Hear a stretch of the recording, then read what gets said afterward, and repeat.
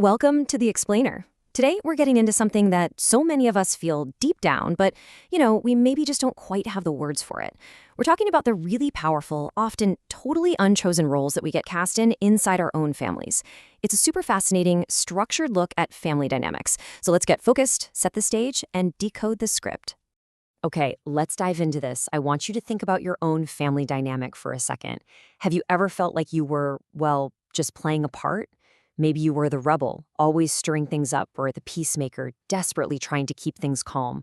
Or maybe you were the perfect one, who literally could do no wrong. Well, it turns out there's a really solid psychological reason for that feeling. You didn't just invent that role out of thin air. It's actually much more like you were handed a psychological script long before you ever had a say in it.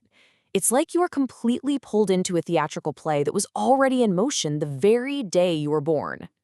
Act 1. Meet the cast of characters. Survival strategies, not personality traits. Now, before we look at who exactly is in this play, we absolutely need to clear something up. These are survival strategies, not personality traits. These roles are deeply ingrained, completely unconscious adaptations. They pop up to help a kid navigate a pretty unhealthy family dynamic. It's essentially our soul doing its absolute best with a bad hand. So, who's in this cast of characters? Well, you got the scapegoat, often known as the black sheep, who ends up carrying all of the family's blame. Then there's the golden child, the one who seems to be the clear, untouchable favorite. You have the shapeshifter, this emotional chameleon who just loses themselves trying to be everything to everyone. There's also the invisible child, who learns that the absolute safest thing to do is to just fade right into the background. And finally, the neurodivergent child, whose unique way of seeing the world can often get them totally lost in the family shuffle. You might even recognize a few familiar faces here. Act 2. The director's motive. Why did these roles exist? So, who is assigning these roles and for what purpose? The answer boils down to what psychologists call a pathogenic family system. It's a family dynamic where these roles aren't actually created for the child's well-being. Instead, they exist entirely to serve the unresolved emotional needs, the traumas, and sometimes even the personality disorders of the parents. Essentially, kids are drafted into service to help the parents regulate and just feel okay.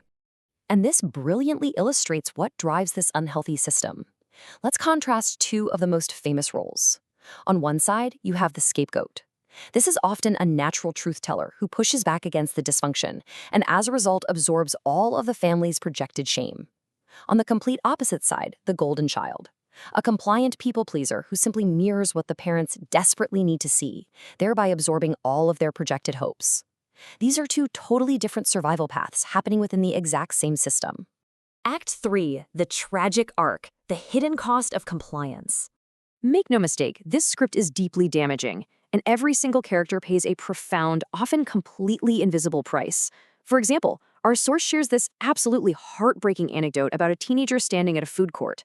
Faced with dozens of basic choices of what to eat for lunch, she was literally paralyzed. She couldn't make a simple decision, because her entire life had been about adapting to what other people wanted. She had no clue who she was or what she actually desired. That is the tragic cost of wearing a mask your whole life. And this leads to one of the most confusing and painful parts of this whole dynamic. The scapegoat's mom is not the same person as the golden child's mom. Siblings can grow up in the exact same house with the exact same parents, yet have completely different childhoods. It creates these fractured realities where siblings can't even understand each other's experiences, simply because the script dictated totally different interactions for each of them. The golden child trap. Did they really win the lottery? Let's move to and see how this builds. It's so easy to look at the golden child and think, wow, they hit the lottery. They got all the praise, the favoritism, the rewards. But did they actually get a winning ticket? The answer is a hard, resounding no. They're actually stuck in a terrifying psychological trap. Step 1, the love they get is entirely conditional. It's given as a reward for their performance, not for who they inherently are. Because of this, step 2 kicks in, secret unworthiness. Deep down, they feel they haven't genuinely earned all this praise, which inevitably leads right to step 3, self-sabotage. They will unconsciously create chaos in their lives to try and match their outside world, match that terrible inner feeling of being a fraud or a bad person. And this brings us to the universal truth of this entire explainer. It doesn't matter if you are the scapegoat, the golden child, or the invisible child. The foundation for every single one of these roles is conditional love. And the core message that every single role absorbs is exactly the same. You, just as you are not enough. And the damage goes well beyond just our emotions. In fact, studies on chronic stress show that when toxic family energy cannot be safely expressed, it doesn't just vanish. It creates an inflammatory response in our bodies. Very often, it gets trapped, showing up as very real, very physical illnesses. This unprojected emotional pain can literally make us physically sick. Curtain call, tearing up the script, rewriting your true self. But here is the incredibly good news for you. This is not a life sentence. The script you were handed can absolutely be rewritten. Reclaiming your true self doesn't happen overnight, but the journey begins simply by noticing the mask you've been wearing. It's about pausing and asking yourself some honest questions to rediscover who you were before that role was assigned to you, long before all that family conditioning took over and told you how you had to behave.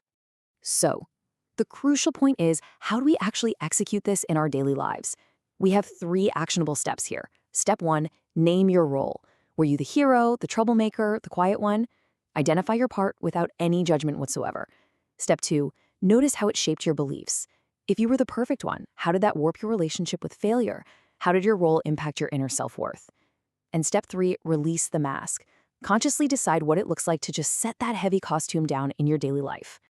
Which brings us to our final, most empowering question for you to ponder today. Who would you be if you were no longer playing that part? Because the most important takeaway of all this is that you are not the role you played. That was just a costume, a survival strategy for a totally different time. Your real soul has been underneath there, waiting for you all along.